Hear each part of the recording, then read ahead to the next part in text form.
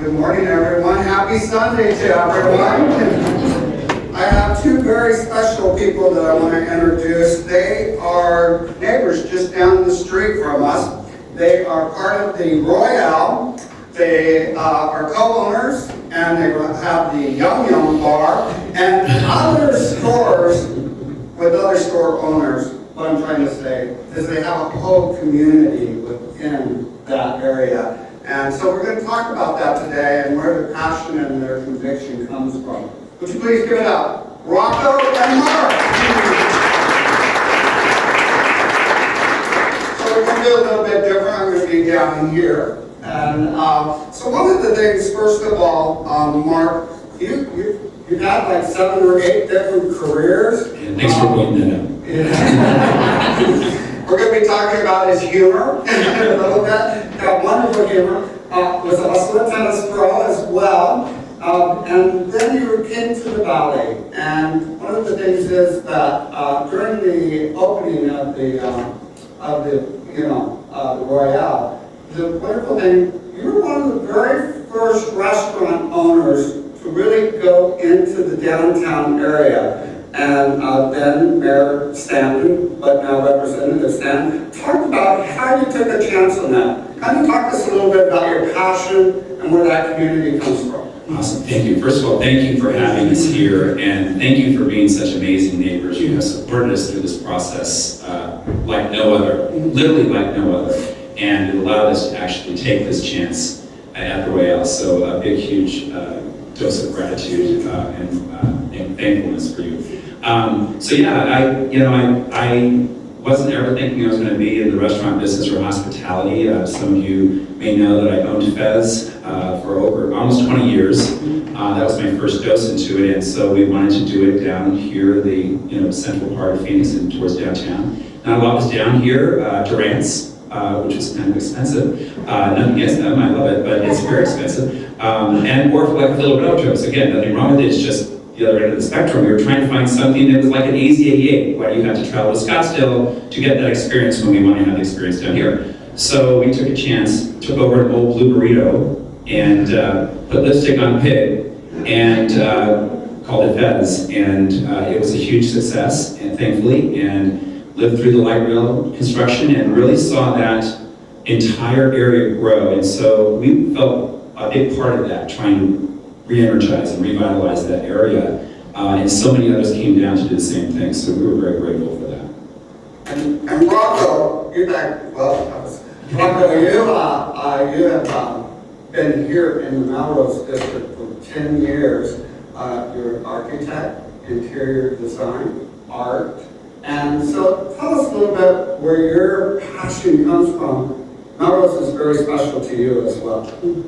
Yeah, I think for me, just the neighborhood itself, I love this place. I think that it has a special energy that you can't quite put your finger on, and I think it's always been a special place in my heart. Because I actually had a home here as well, my very first house in Arizona, when I bought when I was a mere little mid-20-something. But I think that what you see in Melrose beyond other places, like even just comparing to like Roosevelt or something like that, where I think that it's a high amount of LGBTQ in this area, and I think also we kind of see more of a community sense. I think in this neighborhood especially, I think there's a lot of passion around this neighborhood and a lot of kind of togetherness in a way that I didn't see in a lot of other neighborhoods when I first moved to Phoenix. And it actually started at a very young age. I mean, cardboard around the house, crayons, things of that sort, building things, kept you very busy and out of trouble. There's a lot of crayons around that. Exactly. So I was an artist before. Yeah, in fact, I was an artist before I was anything. So I came out of the womb, I think, with a crayon in my hand, ready to draw or paint something. And we were just saying, my mom used to sit me down. She was doing something. She'd here, take some paper and some crayons and start drawing or building something. So I think that innate passion and around creating anything, anytime was just kind of always there. It was always in my heart. One of the things, Mark, you actually grew up and had a stutter. And so one of the things, you got bullied quite a bit. And one of the things that you turned to was humor. Talk to us a little bit about that process. Yeah, so once you have a stutter, you always have a stutter. So if anyone, I still have that stutter today. And when I tell this story, a lot of people go, gosh, I never hear you stutter. Well, you learn over many, many years how to sometimes deal with that. And my stutter was not as bad as other stutters can be. But as a child in school, there's a lot of reasons that kids like to bully kids. And, I thought I'd be bullied for being gay, and yet I was being bullied for my stutter. So I just turned it around, and my dad was a huge influence. He's quite a character, and just used humor as a way to deal with it, and also become more popular, I think, in the class. So I was always been kind of known as a class clown, and I grew up in the church. I joined a group, and there were things that were interested me, choir, things like that were important, but we then started a group called Clowns for Christ, which, it has its own meaning. But we went around to various church groups and youth groups and places, and actually, we're spreading God's love in all of those places, and it gave me a way to, again, do something, as did singing, which was another great way to be able to get through a stutter. And it allowed me to be a part of a community that I felt like I couldn't be a part of. So that's kind of the initial part of me always wanting to be a part of a community. And Rocco, with that, well, I want to say really, both of you had this tremendous value in community. Actually, that was one of the attractions. You guys knew each other for 2 years, met at Fez, but you came together because you both kind of have this love and passion of community. Rocco, talk a little bit about community. Let's see. One of the things that you actually founded and was part of is One Community. Yep. Yeah. So, would you give it up for that, guys? I was many moons ago, I was a founder of One Voice Community Center, and it was around about a decade. And I think what we had talked about that one day that we interviewed was, it was kind of founded around the idea that we just, to build community in a more effective way where we all kind of were able to kind of cross-pollinate, understand each other, move things forward in kind of like a more cohesive way in some ways, and also just to help build community here in Phoenix and just across kind of the valley. One of the wonderful things, Mark, I love what you said. I don't have the time for negativity. Drawing, anger, or judgment. It does nothing to move you forward. Talk about that. And I'm sure you were thinking about that a lot. Oh, yeah. I was just thinking, I looked at the picture of how much younger we looked, and that was just a year ago. So thank you for using that photo. Unfortunately, you're getting the live version today. No, it doesn't do anything, and it really doesn't. I also traveled in a group called Up With People, so anyone might know that organization. I traveled with that for a year, and I came from very humble family, and our vacations were going to the mountains and camping, and literally I lived in Tucson, born and raised in Tucson, so we just drive up the road to Mount Lebanon. That was our vacation. So to travel the world at a young age, I learned a lot about other cultures, other people that are very different from you, and it just really reinforced what I grew up with. And so for me, there's just no room. Up With People is a very positive movement. And I think that just became innate in me as a young child and continued to progress, and it doesn't take you anywhere. I mean, there's a lot of reasons to be negative in this world, especially today. There's a lot of reasons to be negative in every situation you're in, and trust me, it throws me in the face all the time. But for me, you have to just push past that and move forward. And I think that's what allowed us, and I think throughout my careers, to do that, and I think it's what attracted me also to Rocco. He's probably one of the most positive people I know. He spends a lot of time helping me, reminding me to keep that positivity at the forefront when things are a little rough. So yeah, it's important. That's a huge partnership piece. And actually, Rocco, one of the things I love that you said, when you approach situations or people, you come to a situation with empowerment, courage, and ease. It's what helps you through faith and gives you strength.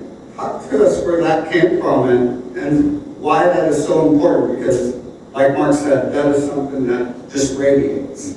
Yeah, I wasn't always like that. I mean, this came out of a lot of self-development and self-work that I did, and courses and all kinds of stuff I was really doing in my 20s and 30s. And there's a point where I sort of realized that if I can be who I really am, those are the things. It would be courage, it would be empowerment, it would be ease. And as I approach situations, not always great at this, but I'm trying always to remember that that's who I am, and I think that kind of comes out of me and helps in all situations that I'm part of in a way where you sort of start to see the value in yourself, but also the value in even something negative you might be going through. Those things are temporary, and I think that's where the ease and the courage comes in. Because even right now, I'm not a good public speaker. I don't like being in front of a crowd, but I'm like, well, I have to be courageous. I have to be here right now and present and doing. I don't have to be here. I mean, I want to be here. I have to be like doing this, in a way that's not going to make me like run off the stage. It's like those kind of things where those feelings are temporary, but what you're doing across the short and the long is really the important thing. That's where the meat is, and it's okay to have these feelings, I think, of negativity, but for me, I really work to not live there, which could be very easy for me to do. Yeah, it comes from both your hearts, and it's very evident. And it's very evident in what we see at the Royale, what you did, with just the community members, the neighborhoods you worked with. You came to this church and met with all of the associations around. And one of the things is what you put down on paper there is exactly the way the Royale turned out. So it's just wonderful. I wanted to mention about community, that why that I think is so important. When you start off, and we all have this, right? We start off and we have to try to find our community. We search for community. And when sometimes those roads are blocked in one area, you try to go in a different direction. Or for some, they just stop. They don't continue searching. So I think what we learned, and why I think it's always that moving forward, is you can't do it alone. We couldn't do any of this here without any of you, without the communities around us, without the people that worked with us, and we can't do it now without all of you coming and supporting the businesses and being a part of it.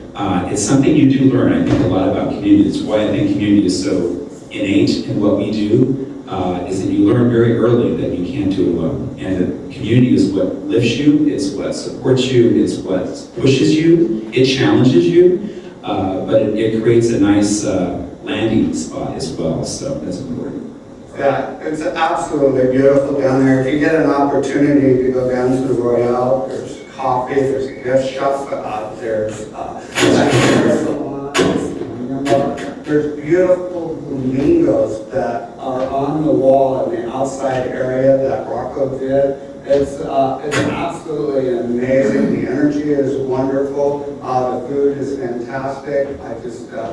I highly recommend it. It's what you kind of visualized for Melrose. You didn't want those barriers. And that's the whole idea, is that, yes, there's nighttime at Melrose, there's auto at Melrose, but the goal is really to create daytime sidewalk, people walking up and down and having that from morning through night. Absolutely. And eliminate the main 7th, that speeding highway on 7th Avenue is a very big goal of ours, so. Yeah, and that's something you learned in architecture school that you had shared with me earlier about the barriers. Yeah, it's very important. Yeah, just that connection on either side of the street, just that 7th Ave turns into a highway 2 times a day, and 2 times a day it turns into a barrier and a void, and it does stop that our community here from connecting, even across the street, because we're finding people who don't come across the street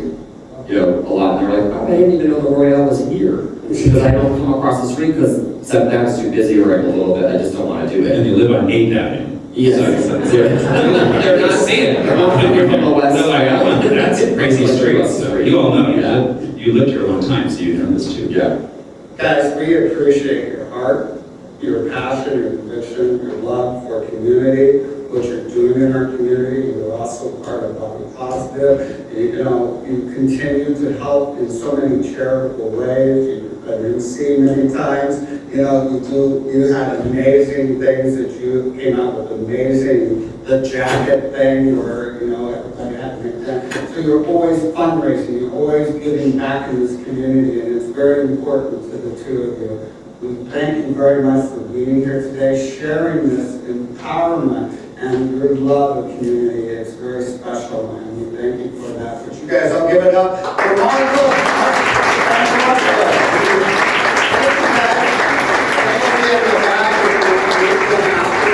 And you can go up and introduce yourselves, okay? Thanks, guys. Thank you very much.